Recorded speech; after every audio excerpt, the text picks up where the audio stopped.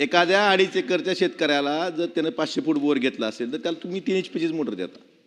मग 3 HP वर कसं त्याचा सोलर पंप चालेल? 3 HP सोलर पंप चालू शकतो का? ह्यात त्यात माझं मत एवढंच आहे की जिथं खोलीचे बोर आहेत त्या ठिकाणी तुम्ही पारंपरिक कनेक्शन चालू केले पाहिजेत. तुम्ही जे पारंपरिक कनेक्शन बंदच करायचं म्हणता, हा हट्ट करू नका. हा जो राजहट्ट आहे ना की पारंपरिक कनेक्शन नकोच, सोलर चांगला आहे मान्य आहे आम्हाला, बूस्टर पंप बी आहेत, पण आपला हट्ट नसला पाहिजे की पारंपरिक कनेक्शन नको. जिथं गरज आहे, जिथली वस्तू परिस्थिती तशी आहे त्याप्रमाणे कनेक्शन दिले पाहिजेत.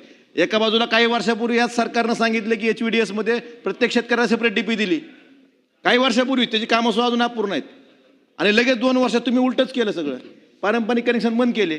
मग पारंपरिक कनेक्शन बंद केले म्हणजे शेतकरी वापरायचा राहतो का? कोणतरी कुठून तरी लाईट घेतोच ना.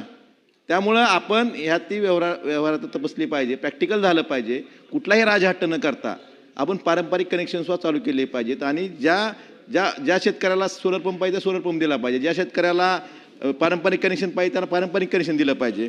आणि सोलरच्या बाबतीत सुद्धा आपण बऱ्याच एजन्स्या कंपन्या आहेत की त्या शेतकऱ्याला सगळं काम करायला लावतात. 6-6 महिने 8-8 महिने झालं, वर्ष झालं पैसे भरून.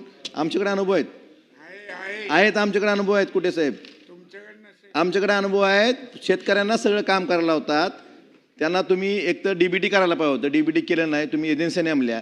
त्यासुद्धा काही कंपन्या शेतकऱ्याला सगळं काम करायला लावतात, त्याची दुरुस्ती केली जात नाही. बऱ्याच सोलर पंप खराब झालेत. तुम्ही म्हणता इन्शुरन्स आहे, इन्शुरन्सला क्लेम केला. महाराष्ट्रातलं एक उदाहरण दाखवा की त्या इन्शुरन्समध्ये त्याला परत पंप मिळाला. त्यामुळं ह्या कंपन्या कुठं आहेत माहीत नाही, ह्या कंपन्याच्या ऑफिस कुठं आहेत माहीत नाही. कुठलं तरी लोकलच्या माणसाला काम देते, तो गायब होतो, तो म्हणतो माझं काम सोडलं मी कंपनीचं. मग परत काय करायचं ह्या बाबतीत सुद्धा आपण विचार केला पाहिजे. अध्यक्ष महोदय, माझं म्हणणं एवढंच आहे की शेतकऱ्याला आणि ग्राहकांना नियमित आणि सुरळीत वीज पुरवठा करायची महावितरणची जबाबदारी आहे. यासाठी सरकारनं फक्त घोषणा न करता कृतीतून हे दाखवून द्यावं एवढीच विनंती करतो आणि थांबतो. धन्यवाद. सन्माननीय